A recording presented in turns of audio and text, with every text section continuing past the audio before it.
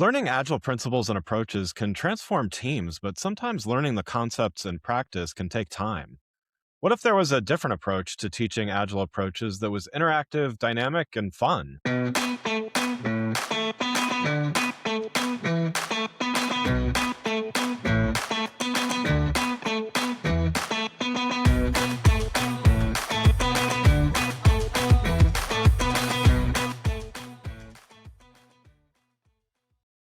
Welcome to One Amazing Thing About Colors and Projects. Today we're talking with Dan Mircea Suciu, Senior Trainer and Consultant at Colors and Projects, and he's going to be sharing one amazing thing about their colors affinity estimation tools with us today.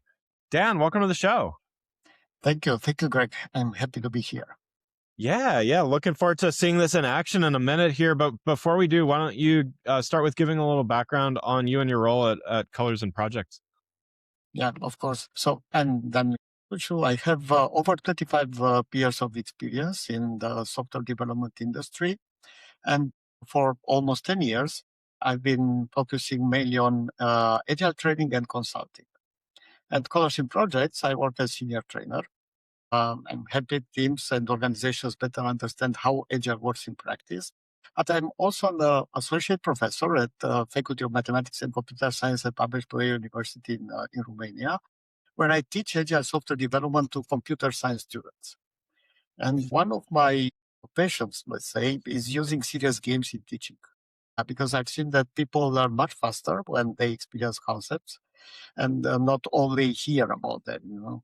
This is actually how we ended up creating the color affinity estimation game, which we choose to showcase today. Yeah, love it. And so we're gonna take a look at one thing in a minute here. But what before we do, why don't you explain? What are we gonna take a look at? Who's the audience, and why is it important to them? Yeah, well, so we choose to showcase this game because estimation is very common challenge in agile teams. We focus on agile teams, of course, but especially on agile team leaders, people like scrum masters, agile coaches, or agile project managers who want their teams to better understand how agile estimation really works. What we often see is that teams use story points or t-shirt sizes or, I don't know, affinity estimation, but without fully understanding why these approaches are useful. And this creates confusion and many times a lot of frustration. A lot of frustration. And our game helps agile leaders create that understanding in a practical way. Because in this way, their teams can move from just applying estimation techniques automatically or mechanically to actually using them effectively. Yeah, great. Well, yeah, let's take a look. Why don't you share your screen and talk us through it? Of course. Before we start, I just want to mention that I will show a digital version of the game. In reality, this is how the game looks like. We use physical cards, and the impact is usually much stronger when people interact directly with them. So, yeah, this is the digital version. We have the 15 cards, colored cards here. And there are three different steps, three different stages. In the first step, usually 6 or 9 people work together. So let's suppose that we are a team of 6 and split into pairs. Each pair receives a set of 5 cards like this. And we ask them to do something which is quite simple, to order the cards based on how much blue and green they see from smallest to largest. So they will start moving cards from left to right, talking together. Of course, I think this is the correct order.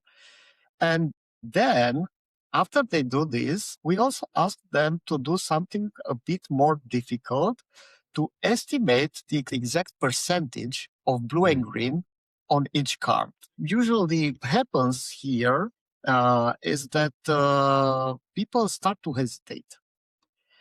They look at the cards and they think, is this 32 or 35 or 36, maybe 37%? And already we can see that exact estimation is not so easy. And even in a simple context, like this one. Yeah. Now, in the second phase, all groups come together and we ask them to combine all cards in one single Mm. sequence. So they had put all those cards together, and is the same like to put them again in the sequence from smallest to largest coverage of blue and green. Yeah. And this is where things get interesting because people start discussing, comparing cards, and sometimes challenging each other's opinions. And we usually observe that ordering becomes easier when people compare cards directly, but the percentage estimates are still very, very different. So Mm. even if the order improves, the exact numbers are still not very reliable. Yeah. And the last step and the third step and the last one is to introduce the cheat sheet. And I prepare it here, which shows the correct order. And this is usually the moment when participants see the gaps between their assumptions and reality. More importantly, they realize something else. They were much better at comparing than at estimating exact values. And this is the key idea behind agile estimation, is that in real projects, it's very hard to say this will take exactly 5 or 8 hours, but it's much easier and more reliable to say this user story or this feature is bigger or smaller than something we already did. Yeah. Yeah. This is what relative estimation and story points are about. Yeah. So the game helps teams move from asking how long will it take to asking how does this compare to what we already know. And it's a small shift that makes a big difference in practice. Yeah.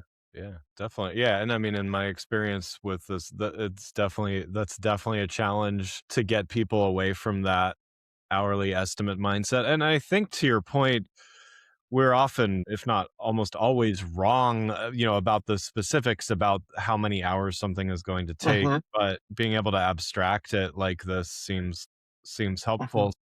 Yeah, I mean, how what's been your experience? What's been the feedback that you've gotten from people that have played this game? You have the very, very good feedback because we always ask at the end which was more correct, putting all those cards together in order or estimating the percentages. And we always get the same answer. Putting them in order was easier and took less time. And which was more correct? And they also say putting them in order was more correct than estimating the percentages. So it's exactly the same thing Mm, when we were estimating time. You spend much more time in having those estimates, exact estimates in hours or days, and they are not so correct, and less time in doing that relative estimation. yeah. It's the accuracy of that estimation is much better. You know, there is a saying in software development. It says that 90% of our project is done. We hope that the other half will go as well. And, Nice. Yeah, I just think I've been because, involved in that project. Yeah. yeah, Nice. Well, Dan, thanks so much for showing this off. Certainly, I know we only had a few minutes to look at it today, but for those interested in learning more, what's maybe one additional feature or thing that people should check out when they get the chance to see it in more in action? yeah. One thing I would definitely suggest is to explore how the game helps teams understand estimation biases. Yeah. For example, how people are influenced by strong opinions in the group, or by those initial numbers, or by their own past experience. Yeah. And when teams become aware of these biases, they don't just estimate better; they also collaborate and make decisions more effectively. So it's not only about estimation; it's about improving how teams think and work together. Well, thanks again for joining. Again, I'd like to thank Dan Mircea Suciu, senior trainer and consultant at Colors and Projects, for joining the show. You can learn more about Dan and Colors and Projects by following the links in the show notes.